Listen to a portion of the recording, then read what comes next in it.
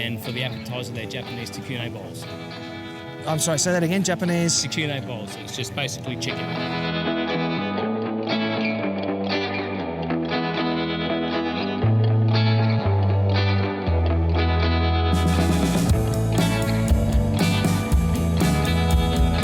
Folks, Ben for Smoking Hot Confessions here. It's day one at Fat Drip down here in the Barossa Valley.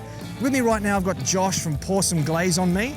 Gotta say, man, that's a cool team name. It is. Sort of came about from being fans of Def Leppard, and it's one of my favourite songs as I grew up, Pour Some Sugar on Me. So one of the other lads in the team actually picked up on it, and when we were hunting for names, it came about. Yeah, sounds good, man. And I mean, a glaze basically is liquid sugar anyway, so... Pretty well, it's very fitting. Yeah. Now, I was walking past and I had to stop by and say hello. You've got a rare bird down here in this part of the country. You've got a BSG. Yeah, we don't see too many of them, but no, this made its way from Queensland a couple of years ago. We teamed up together and got a bit of money together for a mate for his 30th. That's Rick just behind us over there. And told him that he had to use the money to pick a smoker out. And it took him a while, but he ended up picking the one that he wanted, did a lot of research, and that's where we ended up with the BSG. Mate, they are great units. I first saw them, I think, 3 or 4 years ago at Brisbane Barbecue Festival, and I was just so impressed. So how do you guys find using it down here? Yeah, fantastic. Yeah, we love it. It's obviously, it takes a lot of space having the vertical capacity. It's got 5 shelves in there, including the top. And yeah, so basically we generally do brisket in the top and then use the other racks for the other categories. Fantastic. So you just sort of run all your different meats at the same temperature then? Yeah, pretty much, yeah. Obviously, it's you can only really stick with one, so you sort of mainly we're focusing on the brisket. That's what's in there, so everything else we work around it. Fantastic. Yeah. So how many comps is this for you this year then? This year, this is our third. So we did Up in Smokeoak in February, we did Fireside in June, and this is our third. Oh, so you've done all of Rob's comps this year then? We have, yeah. Ah, well, fantastic. We didn't get to go to Horsham.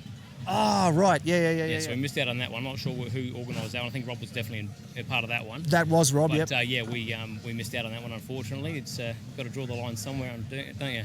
Well, yeah, you can't do them all. I wish you could.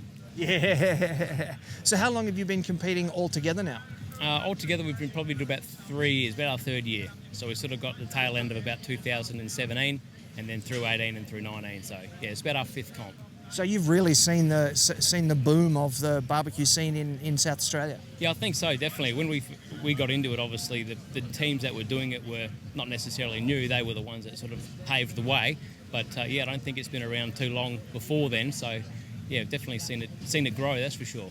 Yeah, I know just for like as an outsider, I've seen it being from, you know, teams like Suck Knuckle and TSJ having to drive everywhere to having their own sort of set of competitions down here in South Australia. So that's fantastic to see the way that scene has grown. Yeah, definitely, and it's great to see so many more comps here in Adelaide, because it's obviously hard to travel to the other states for some people. So to have 3 in Adelaide and 1 in Horsham, which is only a couple of hour drive, it's been fantastic. Beautiful. Now, this weekend you've got an SCA competition and an ABA competition. Are you guys doing both? We are, yes. Yep. So we've got breakfast and appetizer. I keep wanting to say entree, but I know that's not right. Yep. Appetizers and then steak. So that's right. Without giving away too many secrets, can you give me a bit of an idea of what you guys are cooking up this morning? Happy to tell you. So we're doing a French toast this morning with a bit of a macerated berries and maple syrup. So going with the classic French toast, and for the appetizer, they're Japanese tsukune bowls.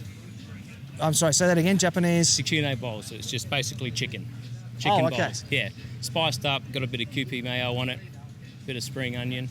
Sounds delicious. Yeah, they are fantastic. So we rolled with that for the last couple of comps for anything on a stick, because you generally line them up like a shazlik. So it's been giving us an opportunity, sort of, as the categories have been similar, it's been giving us an opportunity to sort of refine it and sort of try something different every time. Beautiful.